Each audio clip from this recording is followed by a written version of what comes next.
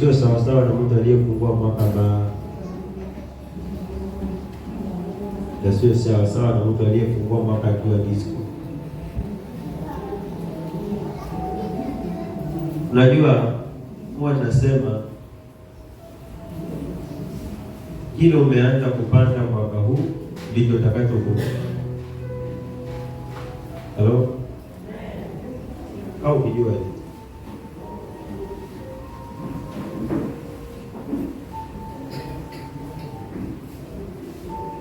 Lakini kama kuna kitu chochote kimekupata emergency ambayo hukutarajia, ile hukuvuna, ile hautavuna kwa sababu haukuwa umepanga hivyo.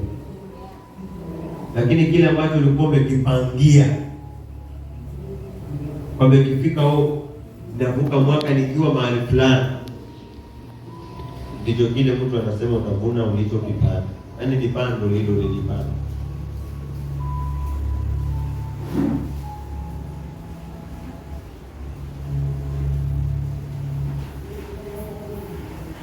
Kuna watu hawajajua maana ya upando fulani. Pando ni kama msingi.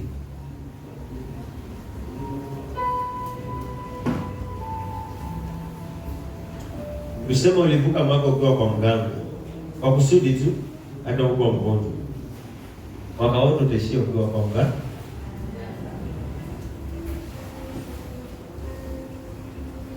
Usema ulivuka mwaka hiyo time ukizini ama kufanya usharati.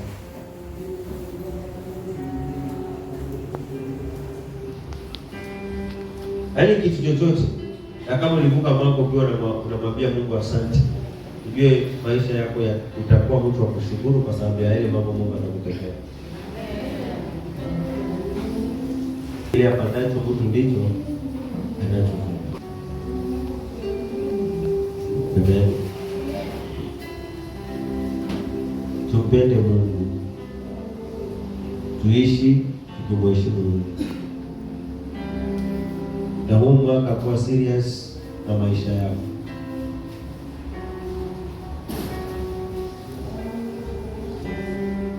Ikiwa kuna mtu nilishawahi kumfunza ABCD, mwaka huu kuna vitu havifai kujirejelea. Unafaa uwe umekomaa, maana umevuka mwaka mwingine. Sasa kuna vitu hufai kurudiwa. Yaani kwa mfano kile ulichokanyo urudiwe, uambiwe hicho. Wacha uone kama umeenda mahali pengine. Yaani huu mwaka umeamua kuwa serious na maisha yako. Life yako ni life yako. Ukiharibu maisha yako, ujaribu mimi. Hello? Ukiharibu ndoa yako, ujaribu mimi.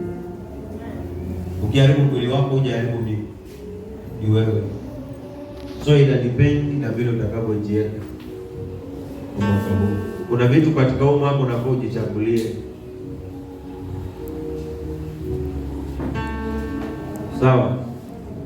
Kuna vitu kwa huu mwaka unafaa ujichagulie wewe mwenyewe.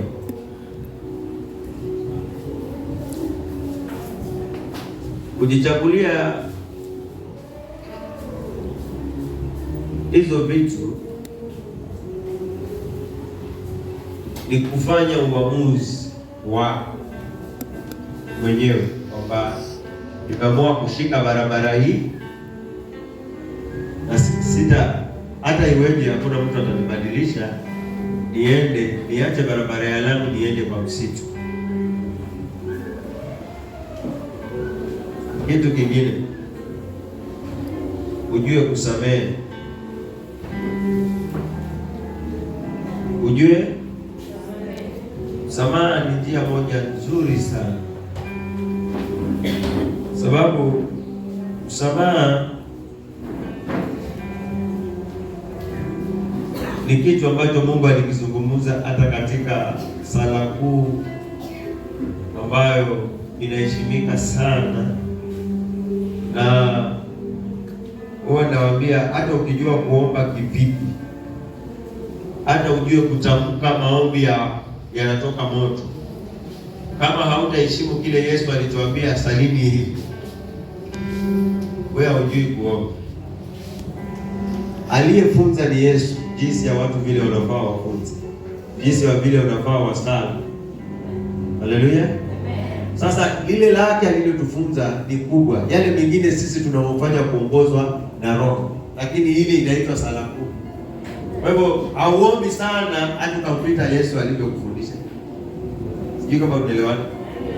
Na tukiangalia katika hiyo sala kuu alizungumzia kuhusiana na neno msamaha.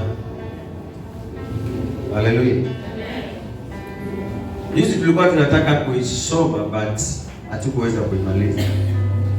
Sasa kwa sababu nimepata another chance, wacha nikaweze kugusia mawili matatu. Kuna yale masaa yangu ambayo nikifika na njia ya ibada zingine, alafu ndo tunaingia kwa ibada zingine za Mungu. Angalia huyo baba, ungemweka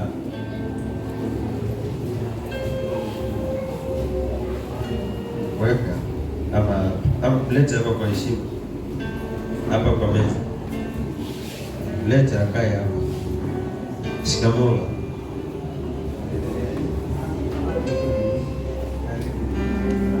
Amen. Karibu sana. Kuja tu Lucas, kae karibu na baba. Unaona huyo kijana? Huyo ni mke wake. Unaona vile wanaambatana ni kama mtu na mtoto.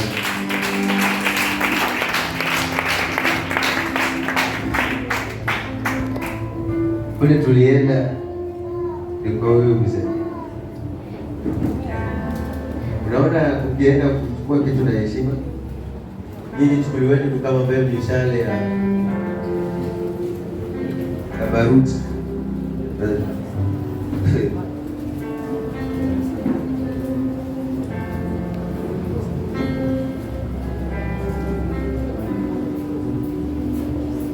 Amen. So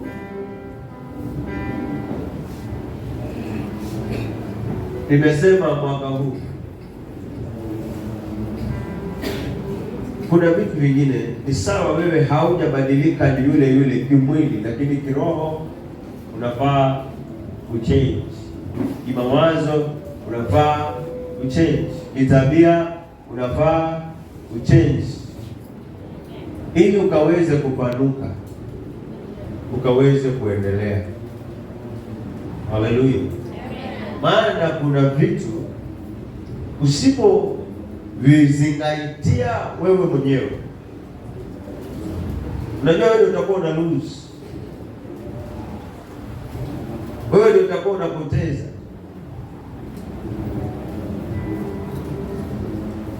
Niliwaambia kitu kimoja, kwa miaka ya sasa si kama miaka ya zamani, kwa maisha ya sasa si kama maisha ya zamani. Kila siku usipoteze time zako,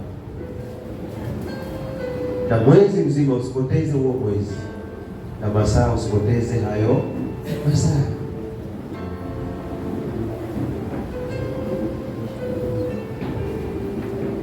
Ndio maana tunapoendelea kujiheshimu ni kama unaheshimu yale majira yako.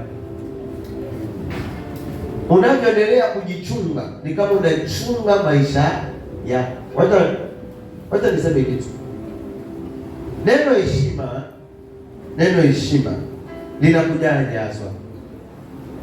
Unaweza kuniambia neno heshima huwa linakujaje?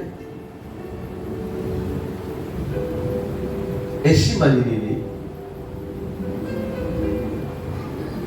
Hakuna mtu yoyote unaweza pata heshima kama wewe mwenyewe haujaanza kujiheshimu.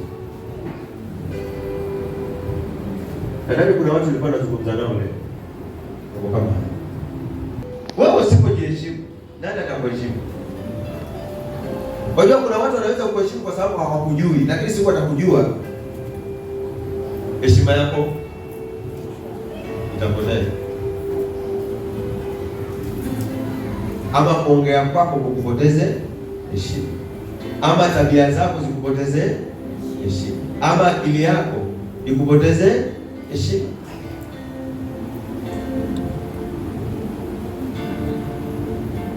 Kuna watu wanatakikana waelewe kitu kimoja, kwamba kwa nini roho na kwa nini akili. Sawa? Kwa nini roho na kwa nini akili? Wacha nikufunze kitu. Wajua wewe si kwamba wewe una roho mbaya. Hauna roho mbaya. Unaelewa? Kama kuna kitu Mungu anakilinda sana kwa mwanadamu ni roho.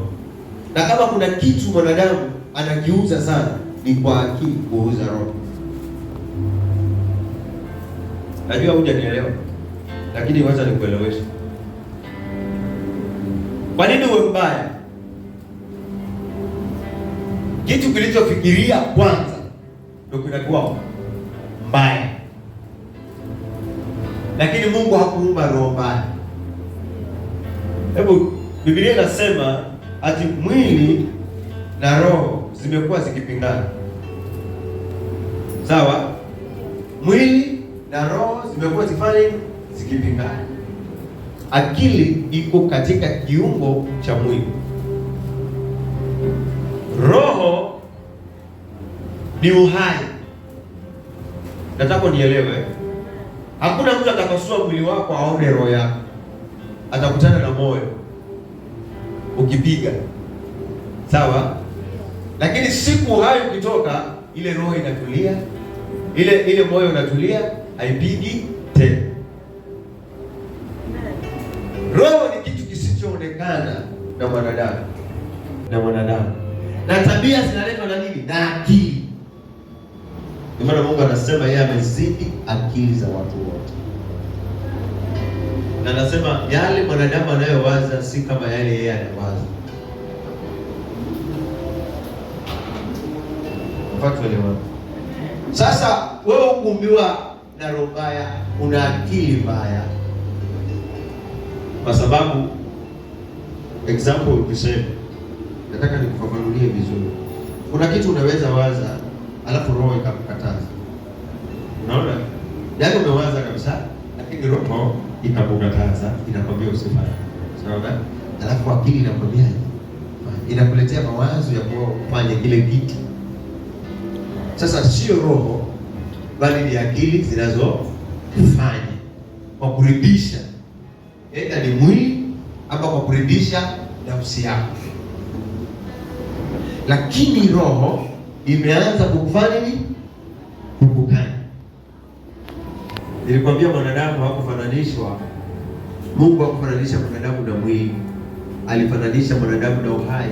Na ndio maana ukitolewa ule uhai, mwili wako unaoza. Kwa sababu ni Mungu aliye hai. Unaelewa?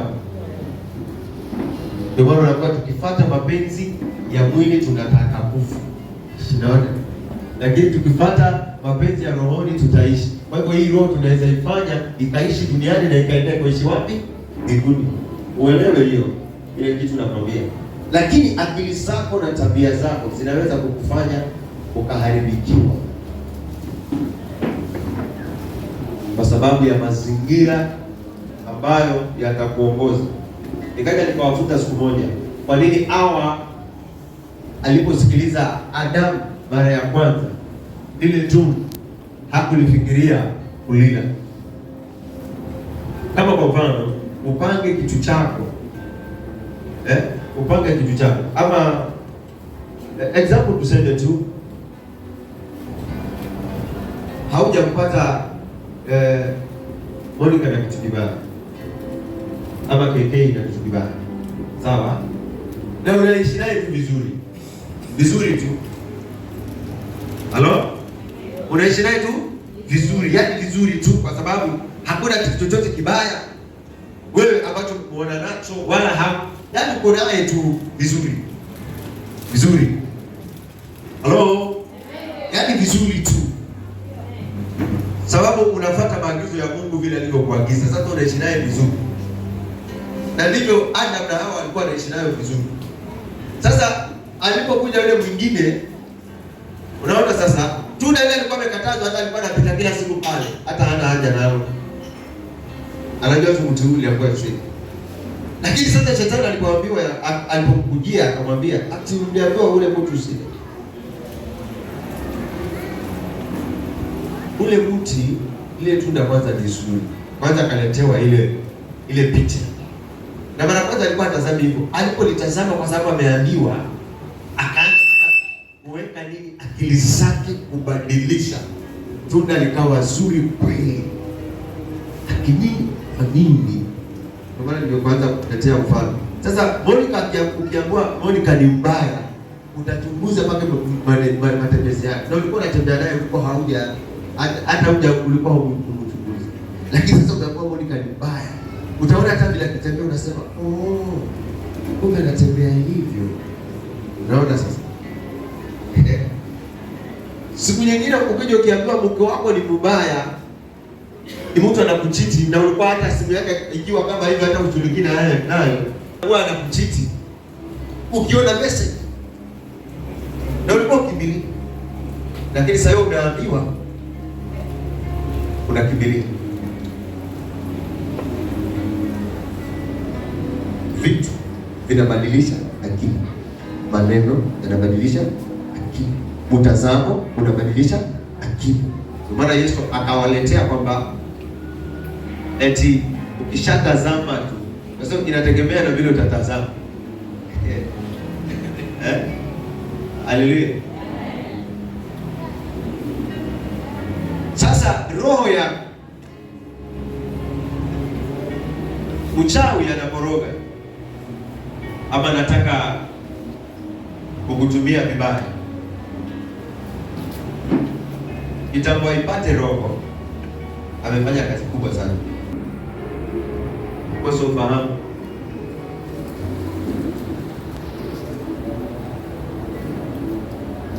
Lakini unapoombewa kupata ufahamu, unarudi kuwa sawa.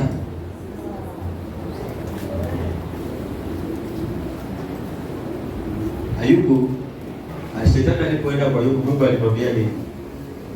Tabura mwili wake lakini roho yake achana naye. Sasa wacha nikwambie kitu. Kuna vitu ukivipa nafasi katika roho unamkasirisha Mungu sana, kama ni kibaya. Umeelewa? Kuna vitu ukivipatia nafasi rohoni mwako, kama ni kibaya, unamkasirisha Mungu sana. Na kuna vitu usipovipatia nafasi katika moyo wako, huyu Mungu anakufurahia sana. Yaani umpe nafasi tu Mungu ndani ya moyo wako. Kwa nini neno asilimia kubwa neno la Mungu ni kutukana? Kwamba hataki sisi tupeane nafasi shetani ndani ya mioyo yetu. Shetani before auchukue moyo, kwanza lazima kuletee vitu vya kukudanganya. Naona sasa. Unaona alikujaribu Yesu na hiyo tena.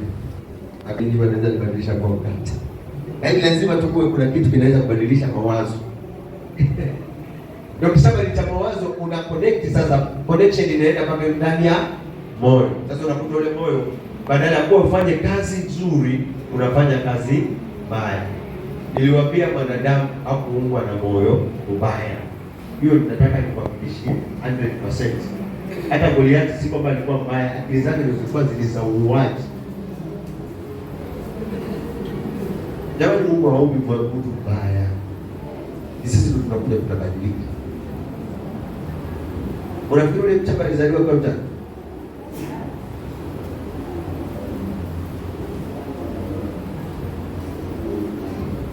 Ushaona mtu amebadilika na kwa hata ananishangaza hapo ana hiyo tabia.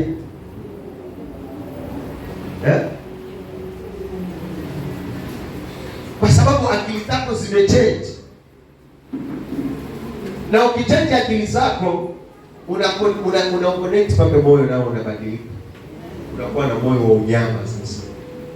Unaona? Unaingia kwa upepo ulioshika, umekuwa badilika ya akili zako. Moyo wako umekuwa kama mnyama.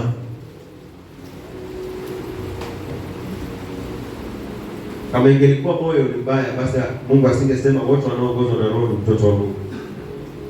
Lakini wanaongozwa na akili. Roho, kuna mahali Biblia inasema roho mbaya ilitoka kwa Mungu ikamuingia mtu. Kwa hiyo Mungu anaweza kupeana, anaweza kuweka. Mwanadamu hauna chochote ambacho Mungu anaweza kukizuia. Sisi tulitengeneza. Wewe kitu ambacho umekitengeneza wewe. Yaani wewe umetengenezwa, yaani wewe umekitengeneza mwenyewe. Hata yeye gari ambayo umetengeneza mwenyewe, unajua ni wapi nimeweka injini, ubaya zingine zimepita na wapi. Hata yeye mwenyewe ndo anajua. Hata Farao alikuwa na roho nzuri sana. Hata niwaambie kule kule. Farao alikuwa na roho nzuri sana. Lakini Biblia inasema Mungu akampatia moyo mgumu. Kwa hivyo hapo ana nia ya kuwatesa. Alikuwa hata kama ingelikuwa na ule moyo wa kawaida basi angeruhusu. Lakini shetani alikuja kuwa na moyo mbaya kwa sababu alitamani vya Mungu. Unaona sasa? Akili ilipotamani moyo wako ukaasi. Kwa hiyo unaona shetani zile spiriti zake zinaingia kwa mademonstration, zile spiriti zake zinaingia kwa wachawi. Ndio unaona mchawi anakuwa na roho ya kuua, anakuwa na roho ya kuharibu, maana anatumia roho ya shetani. Lakini anayetumia roho ya Mungu huwa hana roho mbaya. Sasa wewe kujidanganya mwenyewe ama akili yako ikiwa mbaya, unaweza kujiuza wewe mwenyewe.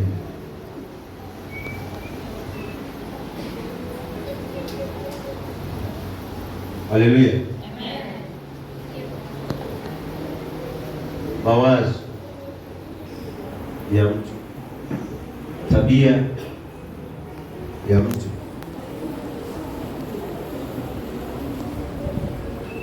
Maisha yako ni barua, na kuna wakati inaweza someka hivi ukiamua, na kuna wakati mwingine inaweza badilika ikasomeka hivi. Tukawa sentensi ya kwamba huyu bwana alikuwa hivi, lakini baadaye akaja kawa hivi. So ukiamua kubadilika mwaka huu ni kwa faida yako. Pastor yeye kazi yake ni kukuhubiria. Siku utakapoenda kubarikiwa na kufanikiwa na ukikaa mahali pazuri, ni wewe sio mimi. Unaelewana? Ni wewe sio mimi. Sasa usione, saa zingine msiwatumie vibaya watumishi wa Mungu wanaposimama pale mbele na kuwashauri. Kama kuna kazi ngumu, ni kazi ya utumishi jamani. Maana wewe unatakia mtu aishi vizuri, alafu yeye unaona ni kama ambaye baada wewe unafikiriaje? Example tuseme na kuhubiria, Mungu ananiongoza na kufunza ABCD, na lile jambo ukose kulitekeleza. Yaani umefikiria nini hasa? Pako ukose kutekeleza lile jambo, umefikiria nini? Example nikwambia usivute bangi, uvute. Na unajua kabisa ni kitu kinaathiri afya yako. Na unajua kabisa ni kitu kitabadilisha akili zako. Na ni kitu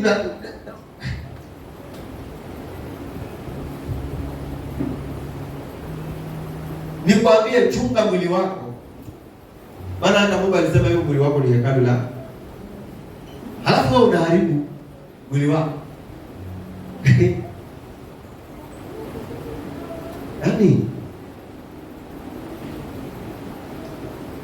Yaani kule mtu wewe unamchukuliaje anapokufunza mambo kama haya?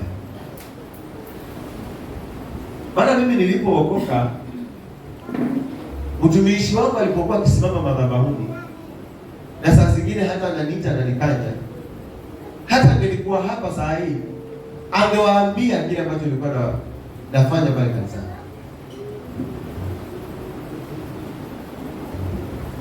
Hebu sikiza Biblia inaposema ya kwamba kutii ni bora kuliko dhabihu. Sikiza hiyo.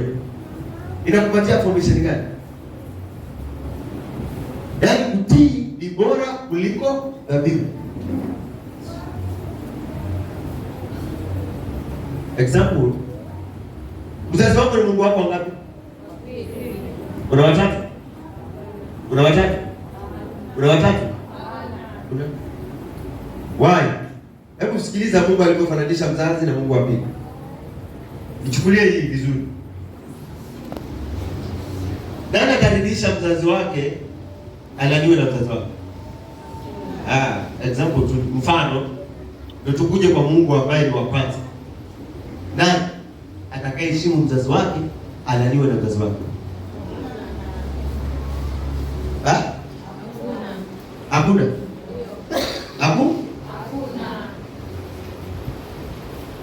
Ni nani atakayemridhisha Mungu alaniwe na Mungu? Imagine hata Mungu akaja akawaambia kwamba kama nyinyi wazazi mnaweza peana vitu vizuri kwa watoto wenu, mimi sasa wewe unafikiri Mungu anakuongelesha kupitia njia gani? Mzazi wako atakuongelesha kwa tabia ambazo ameziona ndani yako maisha yako. Mungu naye atakuongelesha kulingana na tabia ambazo anataka uwe katika maadili yake ya Kristo. Sasa ukiyafuata yale aliyokuagiza ni baraka kwako na umemheshimisha naye Mungu. Hawezi kukulana baada ya kubariki.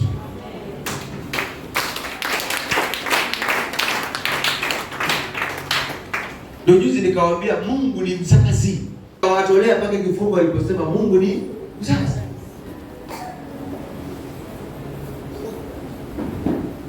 Vile unavyotendewa kitu kibaya na watoto wako unasikia vibaya, ndivyo hivyo Mungu naye anahisi. Maana hakukuumba uwe na mwana.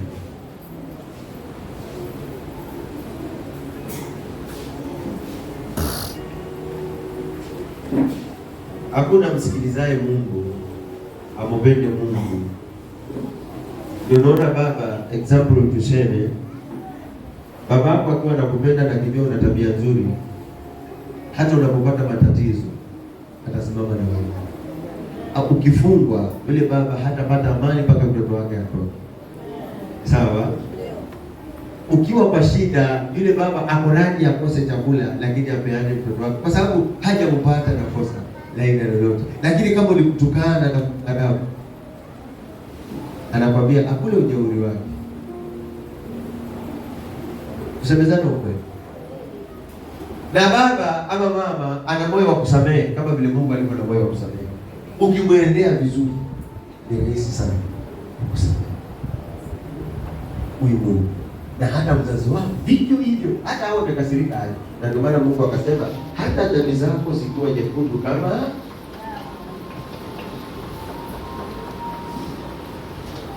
hivyo ndivyo. So inategemea ni nini ulifanya na ni nini unataka kurudi kwa Mungu vizuri. Ujihoji na ujiulize utamwendea na ukae utulie. Na ukishasamehewa usirudie makosa uliyofanya 2025. Hakikisha mwaka huu hautayafanya.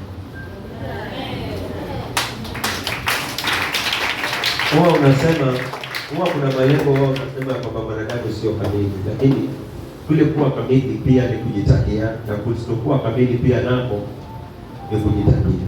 Lakini kuna emergency tunaweza isema kama hasira. Na tena Mungu alikwambia hiyo inatokea emergency, alafu akakupatia strength, akakwambia isifike jioni huo hujasamehe. Unaona? Yaani anajua kabisa wewe ni mtu wa hasira. Kwa sababu nyumbani unaweza kukosana na mtoto ama bwana kwambia chumvi ni nyingi. Na ukakasirika sababu umeambiwa chumvi ni nyingi. Lakini ukifika jioni unaomba yale maombi ili ulale. Pia mwambie Mungu nisamehe kama kuna mtu yote nimekuudhi. Na ndio maana ukiwa na roho ya utumishi haubebi vitu roho. Lakini kama mumuelewa tabia zake mtu utapelekana naye hivyo hivyo. Amen. Haleluya. So mwanangu, ujue kusamehe, ujue kukaa na watu ili sala zako zisifungiwe mbinguni. Ni sawa? Wacha tusome hapo kwa hiyo kitabu cha Mathayo hiyo 6 kuanzia hiyo 9. Nilikwambia hata kama unajua kuomba vipi, huwezi kushinda Roho wa Mungu jinsi alivyokufunza kuomba. Hii sala itasimama. Hii sala imebeba vitu vingi sana, ambapo hata wewe vitu vingine unaomba na uhitaji. Amen. na iheshimu, na nikiheshimu hii ninaheshimu karama ya Mungu aliyotupea.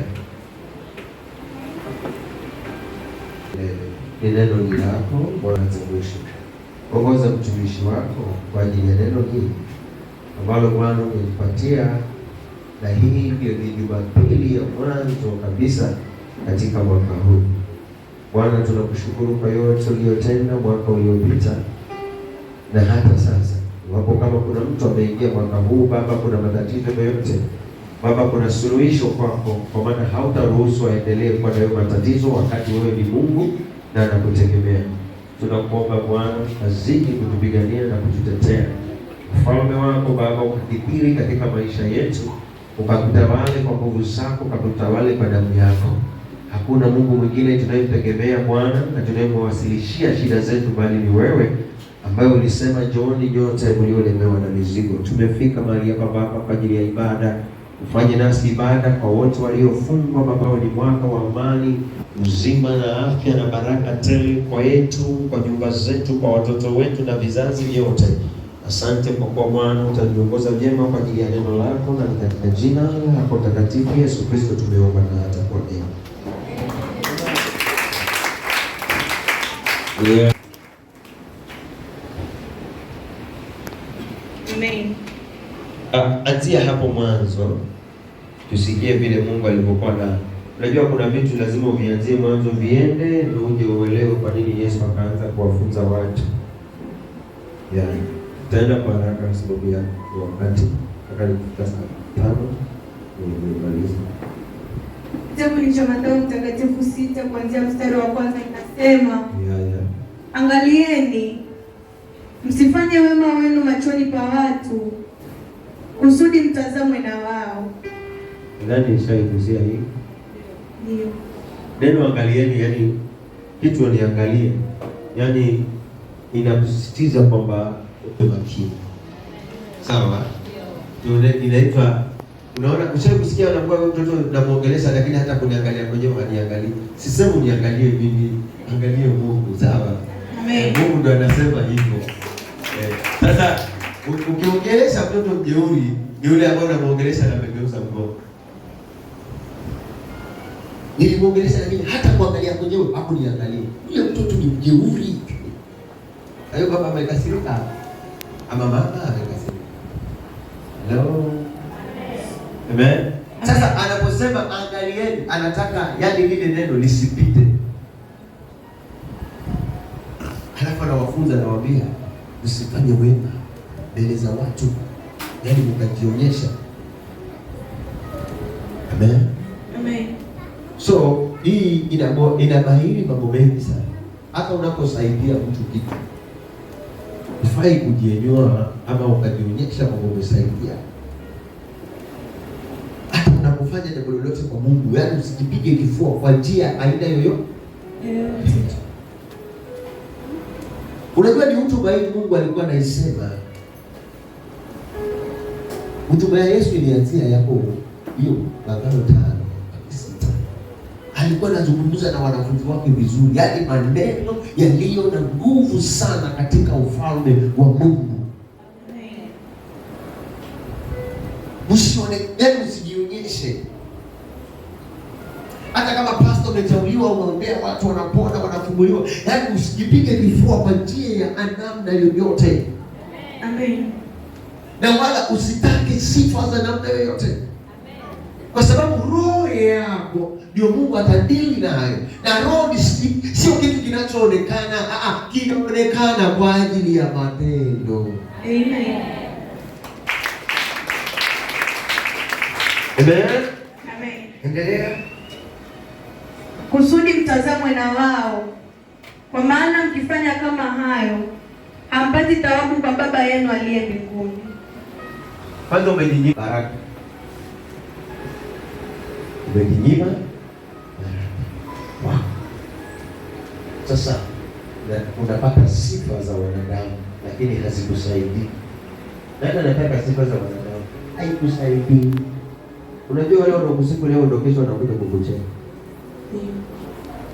Hata waliokuambia smart.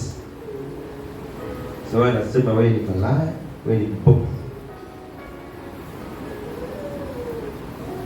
Waliokuambia una roho nzuri, sasa anasema ulikuwa unajifanya.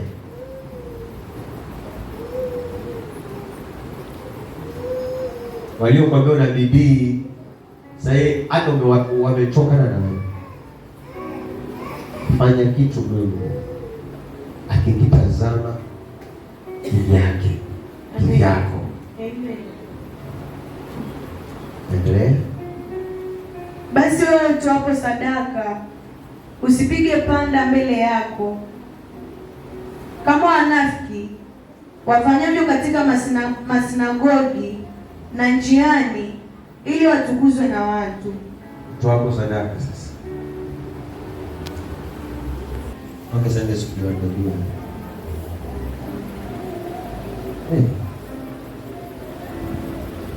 Unatoa 100. Wazee wote wa kanisa. Ukitoa 500 wa mama wote.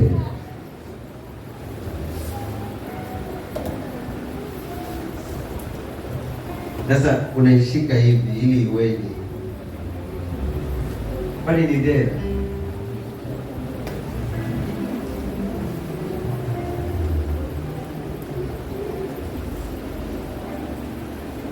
Sasa hiyo sadaka unajua imeenda na upepo hivi.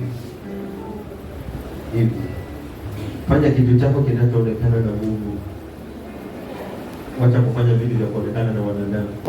Amen. Nakwambia mimi. Kwanza unayemwonyesha kwamba ninatoa sadaka ya 1000 ama pengine 10,000 vile atakukasirikia hutaamini. Atasema nitamwangalia kama atatoa tena shilingi 10. Hiyo siku sasa utatamani hata yule ambaye alikuwa sasa anakuona hauinuki tena.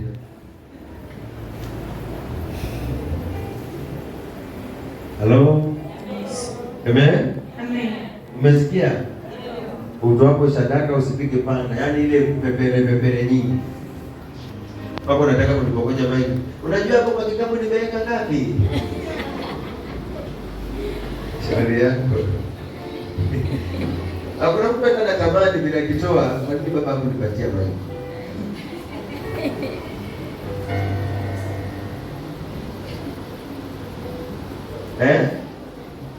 Ukishasaidia mtu yaani likoni yote itajua kama bado tulikuwa tunakupigania MCA ubunge. Unaitakaza sera gani hizo? Ati nimetoa hapo Yerusalemu ndio ili uende. Haya. Utajua wewe mwenyewe. Amini nawaambieni, wamekwisha kupata thawabu yao. Bali wewe utoapo sadaka, hata mkono wako wa kushoto usijue ufanyalo mkono wako wa kuume.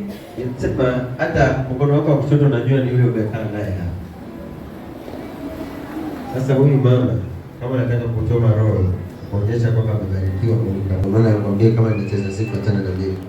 Anafungua hii pochi alafu anasabia kwa mbele 1 2 3 mpaka wewe unatoka na roho. Mpaka leo umeacha kwa sababu yako, unaacha kwa sababu zako.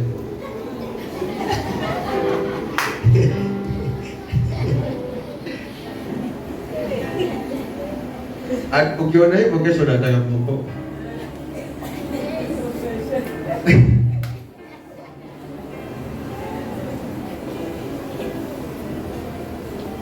Alafu kuna tabia zingine mbaya makanisani huwa sisipendi. Unajua ni tabia gani? Ukiona mtu amevaa vizuri na amefanya jambo kificho, kwa mfano pengine kuna sherehe kama vile amejitolea, amenunua kuku kama mbuzi, alafu wewe nawe unajiperepeta tayari. Dada, Bwana Yesu asifiwe. Naomba kama kuna 500 nisaidie.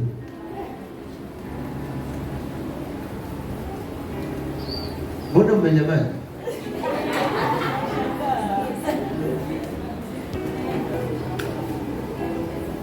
Amen. Amen. Yaani hii omba. Kanisani watu wanaomba Mungu Ndio.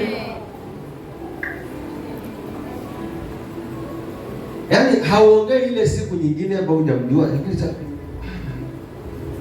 amenunua akona nyingi. Basi mtu ni kujitolea, pengine hata hana kitu.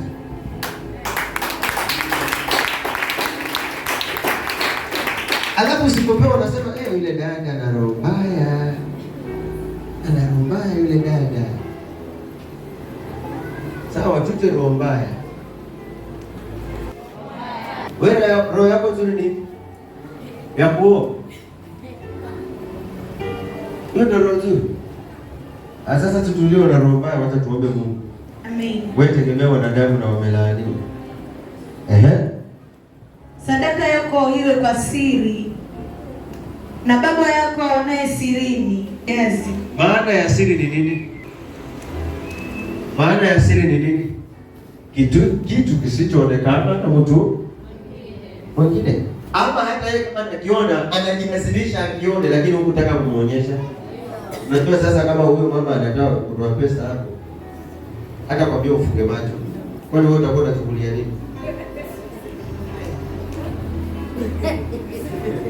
Sasa ile hujamuonyesha, lakini akikugusa ona na kwa sadaka.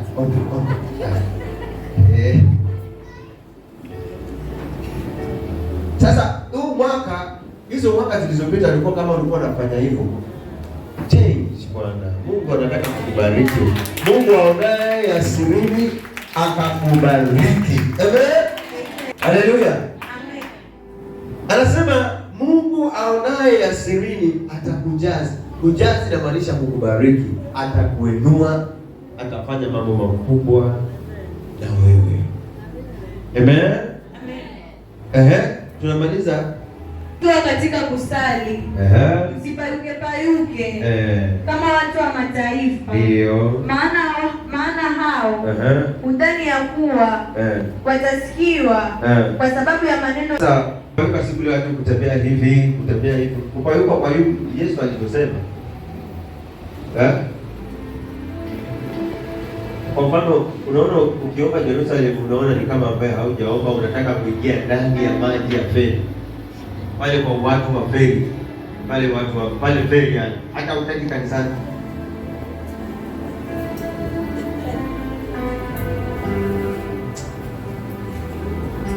Yaani wako nataka kujana. Usifikiri maombi hayo yanafikia Mungu.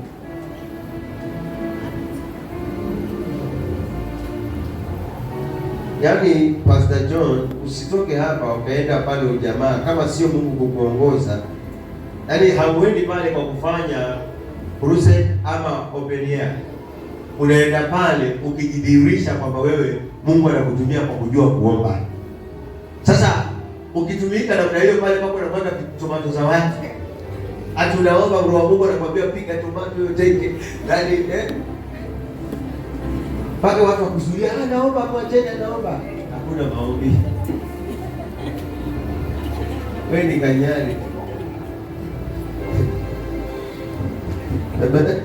Amen. Hakuna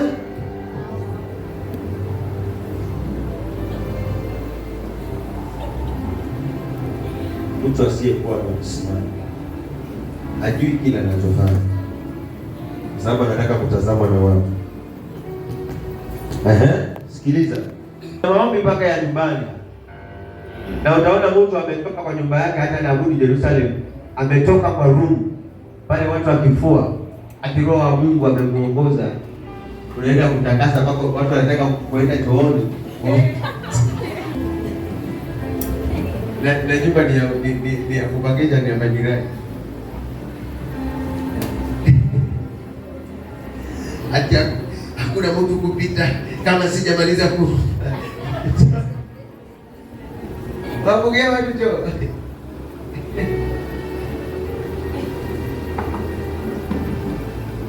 Umeamka hapo asubuhi, unaanza kuomba, watu wanatoa nguo, wanataka kufua, unaomba. Unaomba, unamwaga nguo.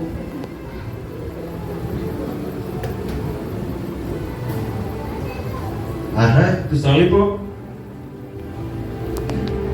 Amen. Nanyi mkiwa katika kusali msipayuke kama watu wa mataifa, Maana hao udhani ya kuwa watasikiwa kwa sababu ya maneno yao kuwa mengi. Alafu basi msifanane na hao, yenu anajua mnayohitaji. Haya, ni nini Mungu ajui kile unachohitaji? Nauliza tena, ni kitu gani Mungu ambacho ajui kile unachotaka wewe? Nimekwambia hizo roho zote, miili yetu yote imetoka kwa nani? Mungu hawezi shindwa na kitu alichokitengeneza mwenyewe. Inategemea na vile utakapojiweka kwake. Amen. Mmea wako nyumbani, ukiwa umeupanda ule mmea, ukitaka ufe wewe ni kutaka kwako wewe, unaelewa? Lakini ule mmea ukiendelea kumwagia maji hautakufa bana, hautakufa bana.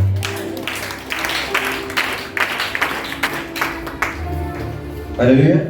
Amen. So kuna vitu wewe mwenyewe unaweza taka. Jamani, Mungu ni mzuri, ametutengeneza hata kama unajua kuna mmea mwingine, unaona wewe unaweza kuwa mmea wa Mungu, unaweza kuwa mtu wa Mungu, mwingine akafungulia maroho yake, yani nguzi zake zikaja zikakula ule mmea, lakini mwenye ule mmea akawekea miba ili uendelee kufanya nini? Ndio unaona mtu aliyeokoka kama anapitia vita, kama unampenda Mungu atakulinda bado. Amen. Ile mipango ya watu ili kwamba uharibikiwe haitaenda hivyo, but inategemea na vile utakavyojiweka. Unaona Mungu ati baba ananyunyizia maji tomato zake ama nani, atasema nani amelisha ama mwembe wake? Mbona ameniharibia mwembe wake? Anafanya anaweka ukingo, alafu anaweka ulinzi kwamba huu sasa nimejua maadui hautaliwa tena. Amen. Na ulinzi wa Mungu si kama ile miba unayoweka, anaweka mbali, anasema atakufanyia ukuta wa shaba, yaani hakuna mtu ataingia. Amen. Kwa hiyo Mungu anajua kile unachohitaji mwanadamu, na ndio maana unapotembea wewe ukiwaza ya kwamba nitapata wapi kazi, mawazo yako Mungu anayajua. Mungu moyo alitengeneza mwenyewe, akili pia yeye ndizo alizozitengeneza ndani ya mwili wako. Amen. Amen. Endelea. Basi msifanane na hao. Mungu usifanane na hao, maana baba yenu anajua mnayohitaji. Kama ni raha hii. Ngoja. Baba atajuaje kama anahitaji? Kwa sababu na unaona baba anayependa mtoto wake, useme huyu ni baba, hawa ni watoto wake, si ndio? Sasa kila mtoto hapa anamjua tabia zake. Huyu akija kimuona alikuwa mchangamfu, alafu saa hii hayuko mchangamfu, utaona baba anamuuliza huyu, uko sawa kweli mwanangu? Na kama kuna siku aliomba maziwa na hakupewa, utaona huyu baba analeta nini? Akishakunywa anachangamka. Amen. Hiyo ndio ilikuwa ni tabia. Sasa kama ulimfanyia vitu vizuri Mungu 2025 na umeingia huu mwaka unaona ni kama mbaya, Mungu atakupatia tamanio la moyo wake. Amen. Mradi unamtegemea na mradi unampenda na kumheshimu. Amen. Amen. Maana baba yenu anajua mnayohitaji kabla ninyi hamjamwomba. Kwamba Mungu ndiye alikutengeneza. Ndio. Unajua kwamba Mungu ndiye anadili na roho yako, lakini pako uwe karibu naye. Hata alipofanya kosa, Mungu hakumuona vizuri kama mara ya kwanza alipokuwa anamuona. Sasa rekebisha, Mungu akuone vizuri, ili hata ukiongea Mungu anasikia haraka. Amen. Haleluya. Amen. Kuwa karibu na Mungu ni kitu kizuri sana.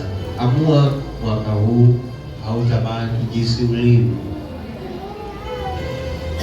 Nimekwambia ninayokufunza hapa si kwa ajili yangu, ni kwa ajili ya faida yako wewe. Wewe roho yako haiuzwi, yaani wewe hata kidogo. Viungo vyako hakuna mahali mtu anaviuza hata kidogo. Amen. Kilichotengenezwa na Mungu hakuna kitu ambacho kina hardware ya mahali, lakini kilichotengenezwa na mwanadamu kuna mahali kinapatikana hardware. Kwa hivyo linda roho yako sana, linda maisha yako sana, linda mwili wako sana, linda vitu zako sana, na ulinde kile ambacho Mungu alikiweka ndani yako. Angalia, namaliza dakika 20. Amen. Yeah. Basi ninyi salini hivi. Baba yetu uliye mbinguni, jina lako litukuzwe. Nimekwambia hata kama naomba maombi ya kubomoa na kuvunja kiasi gani, hakuna sawa yoyote inaweza pita. Kitu cha kwanza limeanza kumtukuza Mungu. Wewe unaweza omba hata kabla hujamtukuza Mungu, unaenda pale mpaka Mungu anashangaa hiyo ngome ilitoka wapi.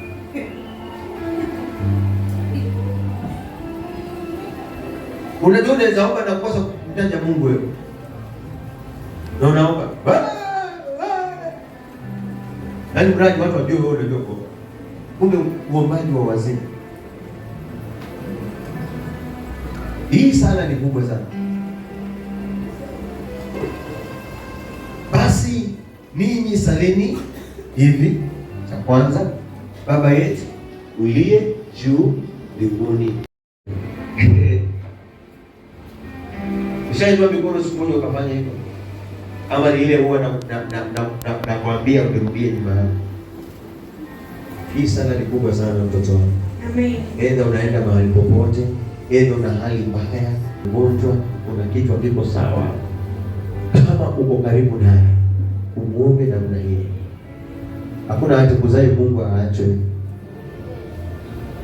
Hakuna inuaye Mungu aachwe.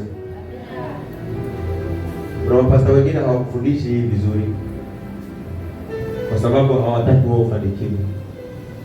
Lakini anayetaka ufanikiwe atakufunza maana ya hii kitu.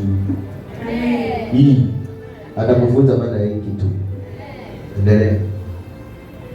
Baba yetu uliye mbinguni, jina lako litukuzwe. Ufalme wako uje. Yes. Mapenzi yako yatimizwe. Ufalme wa Mungu ukuje kwako. Sawa? Hakuna mapenzi ya shetani yatatawala ndani. Kuna ufalme mwingine utakuwa pale. Itisha ufalme wa Mungu katika nyumba yako. Hakuna mtu atakuta nyumba yako. Ule ufalme una nguvu. Kuna wafalme katika maandiko waliogopewa wakina Daudi kwa sababu walikuwa na ufalme wa Mungu ulikuwa ndani yao. Acha nikwambie mtoto wangu, huna nguvu za kupigana na mchawi wewe. Yeye alipewa ufalme wa giza. Hauna nguvu za kupigana na mchawi. Niliwaambia Daudi hakuua Goliath. Goliath alikuwa na nguvu sana. Alikuwa ametisha wafalme kubwa kubwa. Alipoletewa Daudi akasema, yaani hamukuona mtu mwingine kwa kuniletea, kunaniletea haka ambapo sasa hivi nataka katakata na nikapatie tawi wewe mboga zake. Lakini hakujua ufalme wa Mungu uliokuwa ndani yake. Haleluya. Amen. Hakujua ufalme wa Mungu uliokuwa ndani yake. Mwili ulionekana mdogo, lakini background ya ile ufalme ambao Mungu alikuwa ameuandaa ulikuwa mkubwa hata kuliko wao Goliath. Na siku zote ufalme wa Mungu hauwezi fananishwa na ufalme wa kishetani. Wala shetani si mfalme. Shetani ni barukuju. Wewe ndio unampatia ufalme. Shetani hana issue. Ndio maana unaona mtu akiingia kwa chama ama akiingia kwa huo shetani, hata ukiingia kwa mchawi mpaka auwe mtoto wake ndio apate nguvu. Ama wauane baba na mama wakiwa mchawi, huyu ataua huyu mwingine. Yaani inakuwa tu vita.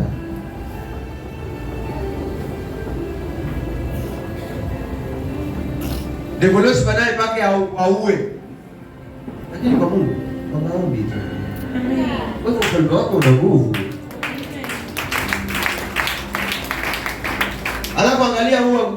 shetani, unaua mtu anakuja kuchukuliwa naye.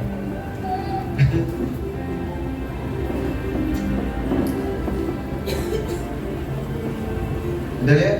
Hii sala ya kufunza mwanangu asubuhi ya leo. Huu mwaka huu ninaanza nayo kwa sababu nataka ufanikiwe. Maana hiyo sala hata wakina Petro walifanikiwa. Wakina Dorcas walifanikiwa.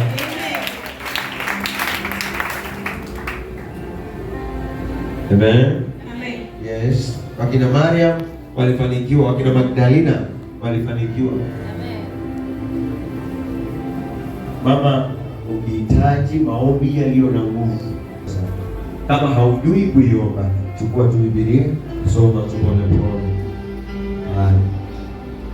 Hata kama pengine haujui kusoma, kumbuka tu ile neno, Baba yetu uliye juu mbinguni, jina lako litukuzwe, ufalme wako uje, mapenzi yako yatimizwe hapa duniani kama huko mbinguni. Utupe leo riziki. Angalia, haijaacha chochote. Unahitaji riziki, iko pale. Sasa kuna mtu anaweza omba na anakosa hata kutaja riziki. Na ni muombezi.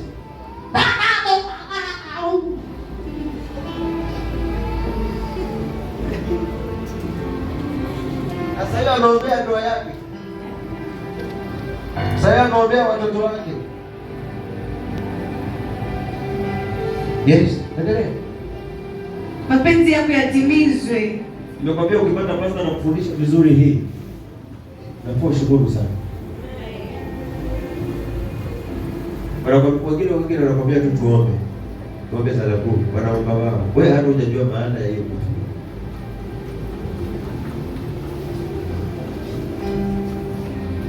Hii haina cha baba wala mama wala kijana wala msichana wala mtoto. Itakulinda kulingana na vile ulivyo. Haiachi mtu hivi. Ndivyo Yesu alivyofundisha watu wake. Na wewe ni mtu. Mapenzi yako yatimizwe. Sasa unaona unaposema mapenzi ni katika maisha yako. Amen. Mapenzi ya Mungu yatimizwe. Obviously kwamba shetani atapata nafasi kwa mapenzi yako wewe. Unataka mapenzi ya Mungu yatimizwe ndani yako. Kwa hivyo kama Mungu alipanga kunibariki atanibariki. Kama alipanga kuniinua ataniinua. Mapenzi ya Mungu kwani yatimizwe. Mapenzi yako yatimizwe hapa duniani. Kama huko mbinguni. Yatimizwe hapa duniani kwa sababu unaishi wapi? Nilikwambia achana na washamba asiokuwa na akili wanaosema vitu vya dunia ni ati magari ni vitu vya dunia na manyumba ni vitu vya dunia. Na mahali analala kwa nyumba. Halali mbinguni. Halali kwa hewa. Unajua afadhali useme vitu vya dunia kwa sababu kama kuna mtu anavitumia kwa kujigamba, kwa kujisifu, kwa kujiona hapo sana kuliko mtu mwingine, huyo ndo amepotea. Kwanza hata alikufa. Ninyi ndio mnamuona, hata Mungu amuone. Yeye anajua tuko jana. Lakini kama utavipata ni Mungu mwenyewe ndo amevijalia kufika. Amen. Amen. Kwani uko wapi? Siko duniani. Sasa yeye anakuambia mapenzi yako yatimie hapa duniani kama huko. Kwa sababu kilichopangwa mbinguni ndicho kilichopangiwa hapa duniani. Ndio maana Biblia ikakwambia hasa ya kwamba utakachofunga mbinguni kimefungwa hata wapi? Na utakapofungua duniani kimefunguliwa kwa kama mbinguni. Sasa wewe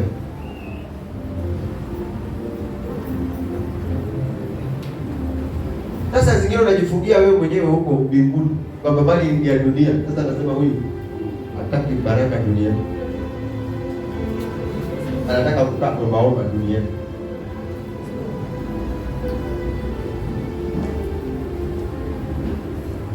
Mungu aliyekuumba ana kusudi la kukuumba na amepanga mipango mizuri. Ni jambo kwa bahati mbaya shetani alikuonea wivu kwa kile kitu ambacho kilikuwa kimepangwa ndani yako, lakini tutakiregesha mwaka huu na uwezo ufanikiwe. Amen. Au kuleta uje uandike unaomba kwani kwa au mwambie unangani? Mungu aleta roho yake ni kufurahi. Hapana. Utupe leo riziki yetu. Utupe leo riziki yetu. Yaani ushaona mtu akosi riziki? Leo. Neno leo halibadiliki. Ndio. Andika leo. Neno leo. Yaani litasomeka hivyo. Hata ile taifa leo linaweza kuwa la miaka iliyopita 2000, lakini lile taifa leo bado linasomeka tu neno taifa leo. Sasa ili leo ya Mungu huwa haiondoki. Ukimtegemea hautakosa riziki zako za kila siku. Amen. Uchapo hata kama haitapatikana kama ile ya jana, lakini Mungu amekupatia kukula.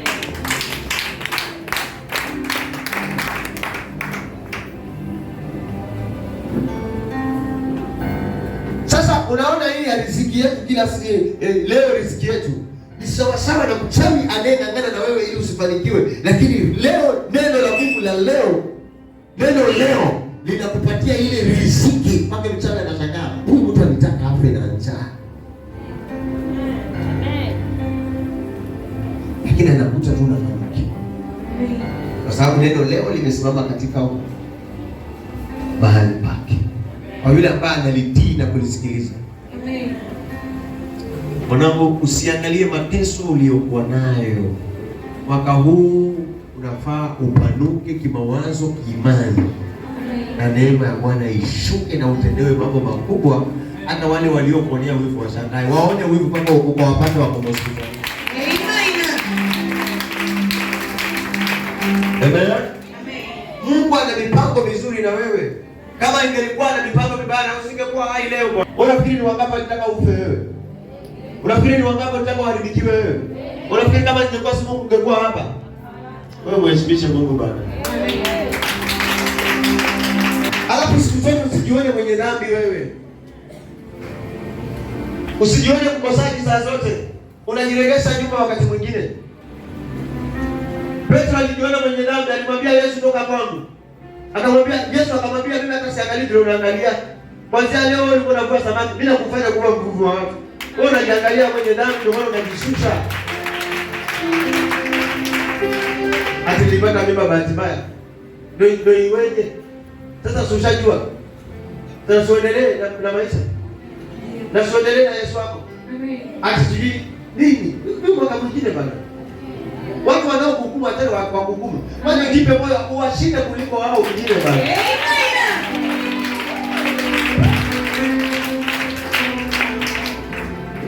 Wewe unang'ang'ana na watu ambao hata wakusiki kukupatia uhai. Hata ukiwaomba shilingi 10 wanakwambia sina. Hata ukiwaomba pesa wanaenda kukutangaza. Mungu anakwambia mimi najua chochote unachohitaji. Amen. Alafu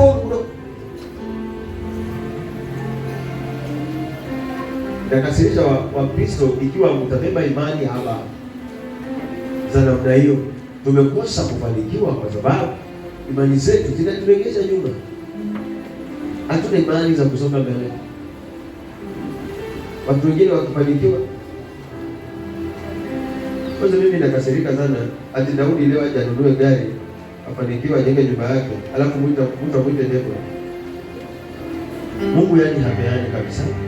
Hata yeye mwenyewe ameweka sahihi ya kwamba Mungu hapeani. Ni shetani ndiye anayepeana.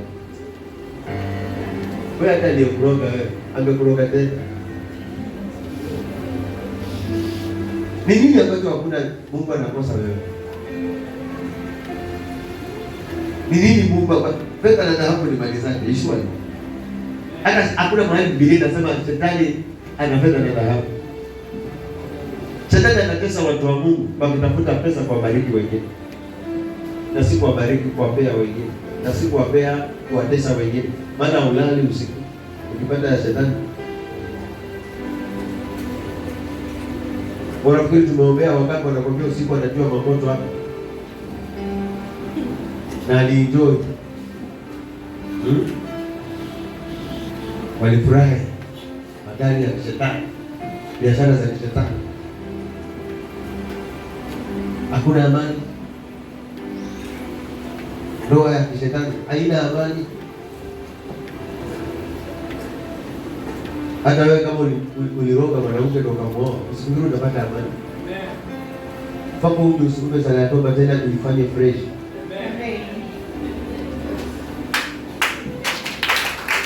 Huwa ina amani.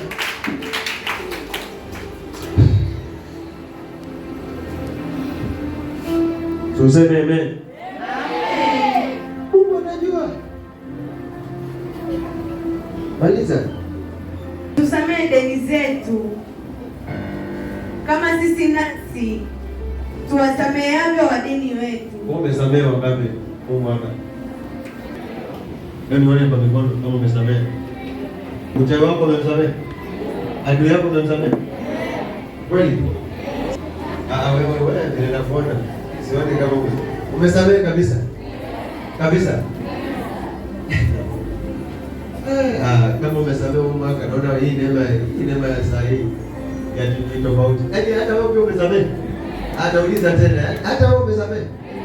Yule mwanaume alikosana naye. Yule mwanamke alikosana naye.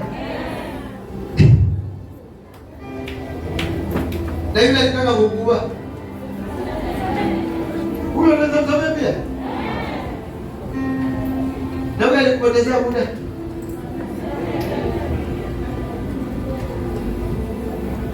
Kama haujasamehe hii sala, ukifika hapa ruka na utakuwa hujatimiza maagizo ya Mungu vizuri. Na sala inatakikana itimilike. Lakini kuna naona nimesamehe. Yaani unasema tutamdogo. Nimesamehe. Na hata jana nilikuwa. Umewasamehe kweli? Wewe 12 ndio inasema hivi, utusamehe deni zetu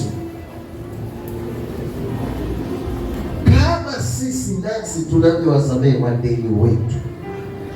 Ukitaka kusamehe wadeni, ukadai ni hilo deni ndio utasamehewa. Never. Hata kama unadaiwa nyumba, sio hiyo. Ni deni la msamaha, deni la dhambi. Unajua lazima ueleweshe watu. So akasema sio ukaenda kumfuata kwenye nyumba kumwambia mimi nilikusamehe na wewe, hata Biblia inasema usamehe wadeni wetu. Wewe la nyumba lipa. Lakini na msamaha dhambi Mungu amekusamehe na yeye pia, hata wale waliokufanyia mabaya. Amen.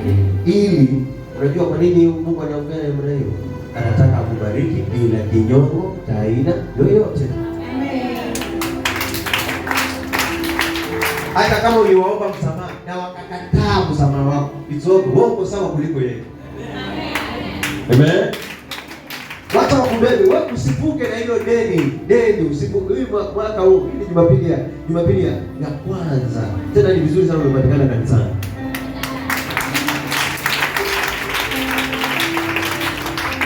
Amen. Wasamehe watu madeni, samehe kabisa kila kosa. Mungu atakusamehe yote uliyofanya. Maana umefanya mengi, si ndio? Kwa mnasema ukitaka usifanywe kitu kibaya na wewe usifanye kitu vile ufanyavyo mwenzako ndivyo navyo, si ndio? Sasa wewe ufanyie Mungu kila anapoagiza, naye akufanyie kitu kizuri. Maana ukifanya hivyo utakuwa umefanya kitu kizuri. Amen. Yeah.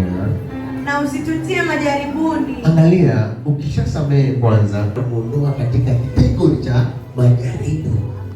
Maana sasa unapopata na maroho za watu, yale yanasababisha yakakuletea nini? Majaribu. Hii sala nakwambia imebeba kila kitu chako. Haitaacha hata kitu kimoja. Hakuna mtu anayependa majaribu saa zote. Yaani majaribu yatakokuja yawe yale ya Mungu pekee yake. Sawa? Tunaelewana? Amen. Amen. Lakini majaribu ya shetani Mungu atakuzuia usipate. Lakini majaribu ya Mungu huwezi yazuia. Kama anachuja mwanawe, ananipendaje? Hata mwanaume anaweza jaribu mke wake bila nataka. Sawa? Na wacha niwaambie, kama kuna mwanaume aliye na akili timamu huwa anapenda kujaribu mke wake amwangalie. Sasa zingine kuna vitu anaangalia tu kwa akili, aone kama anaweza kujisifia akiwa kwa njia ama atajidharau, amepata ama amepatikana. So kuna majaribu lazima yani angalie mke wako kama ananipenda, kitu kama hiyo. Saa zingine atakwambia hii mboga ina chumvi nyingi, anataka kujua vile utarespond, yani utajibu. Kama utamwambia pole mume wangu, hata sikujua, basi pole haitajirudia, anajua niko na bibi. Lakini kuna chumvi nyingi, usipika wewe basi. Anajua hapa bado niko mbinguni. Haleluya. Hata ungepika wewe, mimi ndo ningelipigia. Sawa. Amen. Amen. Endelea. Na usitutie majaribuni. Na usitutie majaribuni. Lakini utuokoe na yule mwovu. Utuokoe. Unaona sasa? Yaani majaribu ni ya kuokolewa na shetani. Majaribu ni kuokolewa na shetani. Ama nataka unielewe bwana. Amen. Majaribu ni kuokolewa na yule mwovu. Mwovu ni nani? Uchawi, shetani, majini, magonjwa, kila kitu kibaya ambacho kinaweza kukufanya roho yako kukosa amani, hiyo ndio kitu kibaya.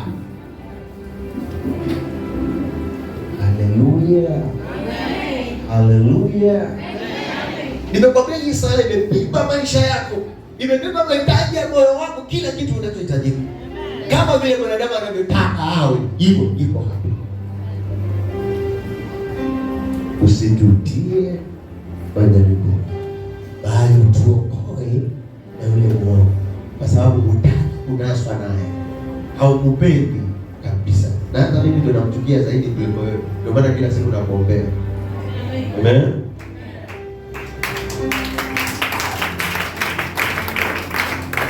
Alafu angalia, tunarudi pale ambapo tumeanzia mambo ya ufalme. Hii sala imetaja ufalme wa mbinguni, ufalme. Sawa? Haleluya. Kwanza anasema usitutie nini? Ili ukatuokoe na nani? Alafu inarudi inasema kwa sababu ama kwa maana, si ndio? Ufalme, nguvu na utukufu hata milele. Amina. Wacha nikwambie kitu. Imetaja kwa maana ufalme ni wako. Sawa? Si ndio? Kwamba hakuna ufalme mwingine ambao unazidi wako. Unasikia? Kwa maana kuna nguvu na kuna utukufu ndani yako. Na si wa leo tu, bali hata milele. Kwa hivyo mimi nikiwa ndani yako na umenifanya hivyo ambapo nimeomba hapo, nitakuwa safe katika maisha yangu. Nitakuwa salama katika maisha yangu. Nitakuwa salama kwa watoto wangu. Nitakuwa salama kwa ndoa yangu. Nitakuwa salama kwa kazi yangu. Nitakuwa salama kwa boma yangu. Maybe wewe mwenyewe umetaka nife, lakini hakuna mwanadamu anaweza niua. Kwa maana ufalme ni wako na nguvu na utukufu hata milele. Amina.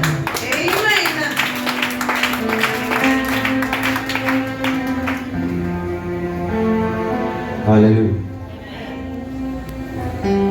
Nadhani umeelewa maana ya hii sala. Ufalme wa Mungu. Nimekwambia usipoteze muda.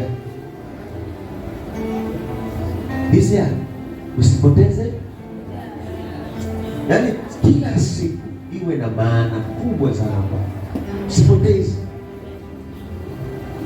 Yaani usigaone kidude kingine. Yaani maombi tu. Wacha uitwe mjinga, lakini kesho kwa kuheshimu waliopita mjinga.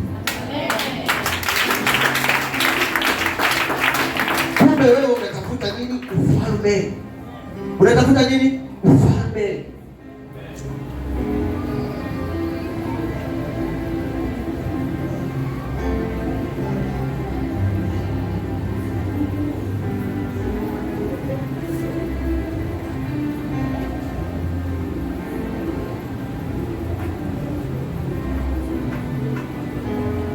Amen.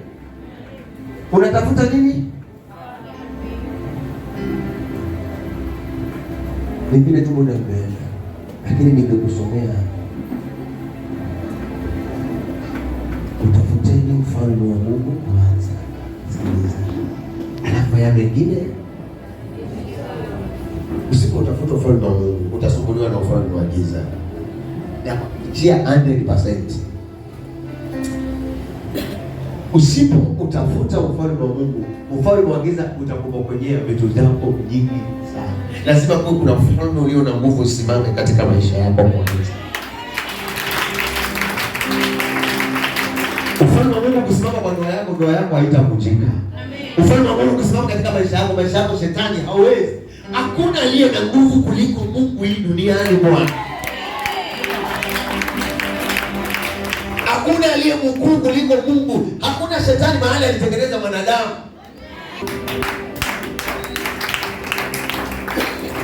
Sijui mwanangu hata nikwambia zaidi ya hii kile kitu nakwambia juu ya maisha yako.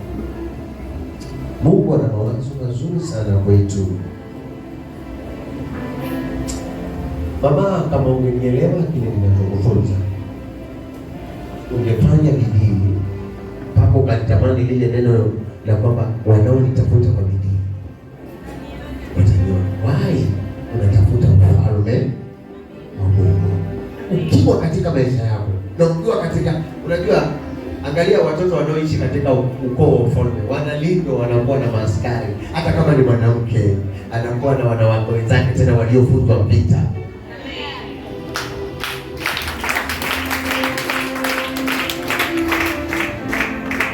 Sasa Mungu akona lengo kubwa sana kwako. Kwa sababu gani? Hauwezi letewa kama hautakuwa na bidii ya kutafuta. Wewe ukisubaa kuna mwenzako anautafuta, na siku atakapopata utafanya kazi kwake.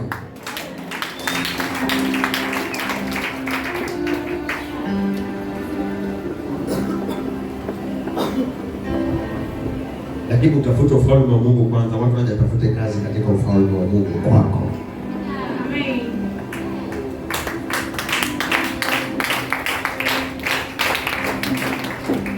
Alisema ya kwamba kwa sababu Mungu anajua nyinyi mnahitaji kula, kuvaa, na kuishi vizuri. Anasema Mungu wenu anayajua haya, maana ndio wanadamu wanayoyasumbukia. Na kutafuta ufalme wa Mungu sijakwambia kila siku kuja kanisani. Unafaa uelewe. Amen. Unanielewa mtoto wangu? Ni roho yako. Haleluya. Uiweka karibu na Mungu sana. Kila kitu chako unakuwa unakitanguliza kwa Mungu. Bali na hiyo unaheshimu kila ibada za Mungu zinazofanyika kwake. Unanielewa? Kwa sababu nimeshikika na kazi, lakini baba yangu najua ananiona. Na inapofika siku ya kusali, nitapatikana katika nyumba yake. Na kama sijaenda kazini, nitapatikana kanisani. Maana kuna chance Mungu anaweza kukupatia ili umtafute. Na mwaka huu kama kazi yako ilikuwa inalenga, Mungu haifanye kwa sababu ya ufalme wake. Usipokuona kanisani katikati ya wiki, umekaa kwa nyumba ndio kabisa, usipoteze wakati. Najue kwamba watoto wangu wako kazini. Haujaenda kazi, umepewa ofu ama whatever ama nini ama pengine kumeenda, njoo kanisani utafute ufalme wa Mungu. Amen. Nachochea baraka kwako. Unajua moto wa mwanadamu umefananishwa kama zile kuni. Mpishi anapokuwa amewekewa kuni pale, anapokuwa around, moto haupungui. Sawa? Saa zote kama ni zile kuni za mafiga, anaweka mafiga hii, anaweka kule, inatokota moto ndoa. Lakini unapolala, ukiamka, hata makaa yamekufa. Kitu cha kushangaza, ukiamka kama hujabandika kitu, unakuta hata mbwa limekuja kulala hapo. So sometimes ukilala, mashetani wanakuja kukulalia juu ambapo ulikuwa unapafanya panafaa pawe moto with fire. Sasa unaona hizi tumekuja hapa tunaabudu hapa. Mambo unapoomba mimi naomba. Biblia inakwambia tunapokutana wawili watatu, Yesu anakuwa katikati yetu, si ndio?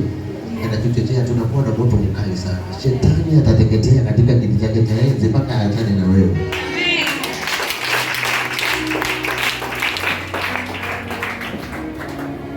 Sasa zingine shetani, unajua watu wengi hawajaelewa maana ya shetani. Example, tuseme mfano. Shetani akitaka kupiga kanisa. Kwa mfano, example, shetani akitaka kupiga kanisa. Unajua anapiga nani? Papa ama kiongozi. Pastor anaweza simama. Ndio.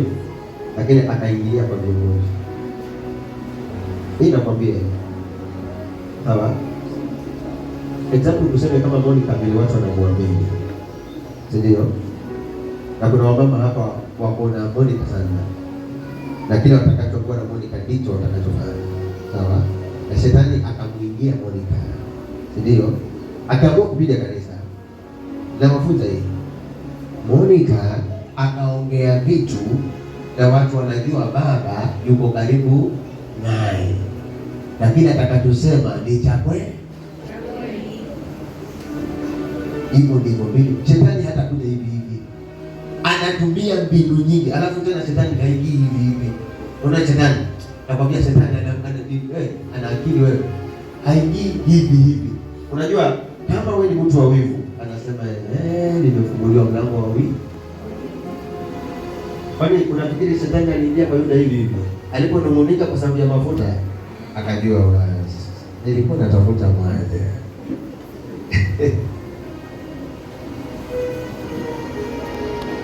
Kwani unafikiri kuvuruga ndoa yako shetani anaingia nani? Anaingia mwenyewe tu. Kama wewe wa wivu kupindukia, unafikiria kama ni mwache mwanamke. Shetani anasema basi.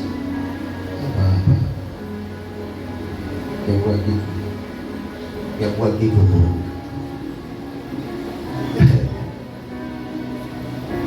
iko ndivyo shetani huingia mahali akitaka kuharibu. Au utakuja kumuona hata amevaa nguo yake shetani anakuja. Utamkimbia. Anakuja hivi. Anakuingia na uli, unaanza mdomo mpaka watu wanakushangaa.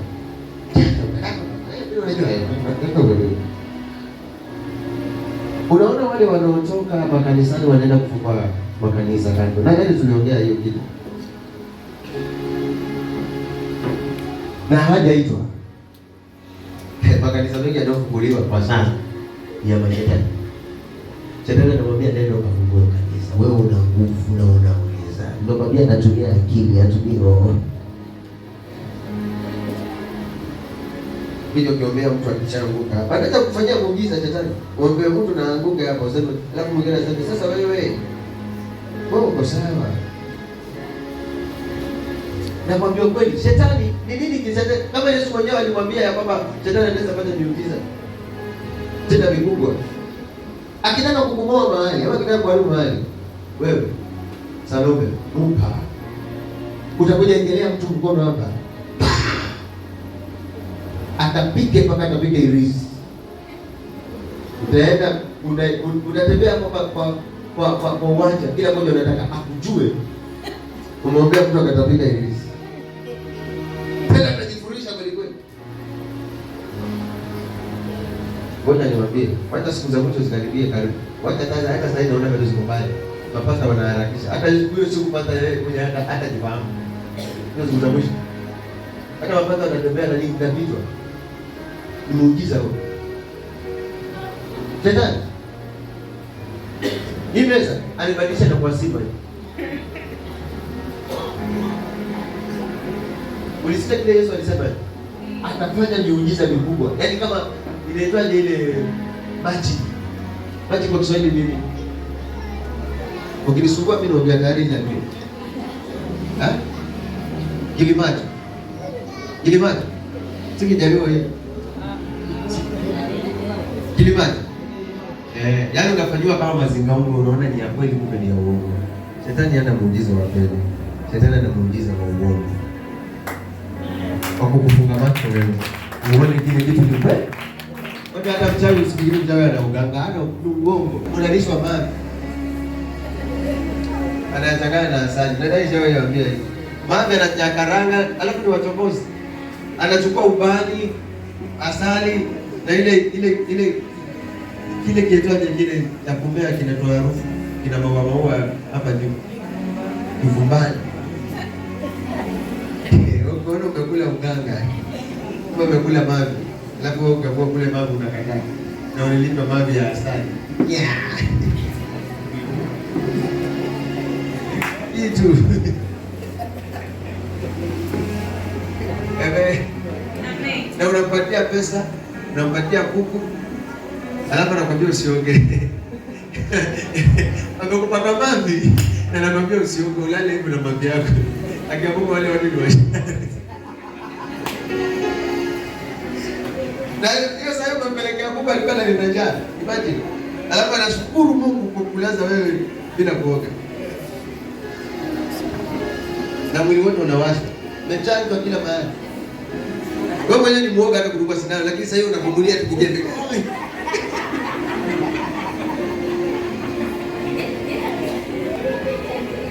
Hao wanadema wananichakasha sana. Baba anaweza aenda kumulia hata kama vijembe. Lakini hawezi kumulia, anatoroka. Lakini kijembe mpaka kinamtoa damu na anapakwa na maji na anatulia, lakini kadogo kabisa ndio. So shetani akitaka kuharibu mtu, anataka kuharibu mahali, anaingia kwa mtu, anakuja kulingana na vile ulivyo. Kwa hivyo tukukuona umeingiwa na shetani ya roho ya usaliti, hapana, ndani yako kulikuwa na wivu tayari. Unaona kitambo mtu hajaanza kuongea mabaya, yeye alikutoa kwa roho yake ni taabu sana. Hata ni wewe ulikuwa unajua.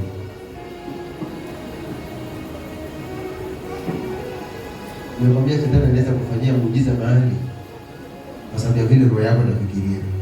Alafu pate mtu naye anamtuma na muingiza spirit. Na kwa shetani ana maspirit mengi anamuingiza na kuletea mwingine, anamwambia sasa Daudi unakaa kwa kitu unakosa usingizi mpaka kama unaongea unamwambia na mke wangu sasa unajua mimi pale kanisani sioni kama niko na mimi naona tu kutumiwa bana.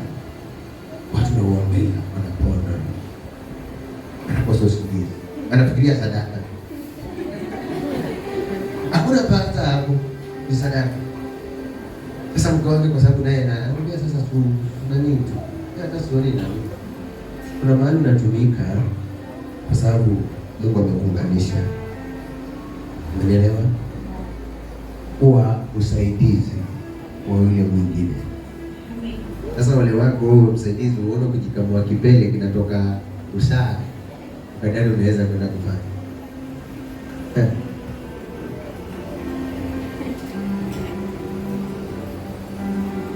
Zamani natamani kulifunga leo kanisa, lakini wale walio wadanganya unaona haya kulifunga leo. Wanakutia moyo tu, lakini wewe umemalizika kitambo. Ndio ukiwa kwenye nyumba yako unajua mimi sio pasta.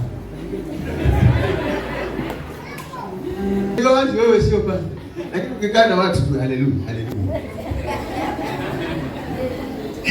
Kwa vifungu vya kujifariji. Usicheze na huduma. Usicheze na wewe. Tuulize sisi.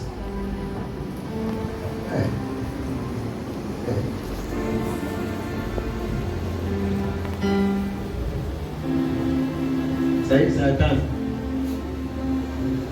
naelekea na 20. Wacha nishukuru President Worship wajipange.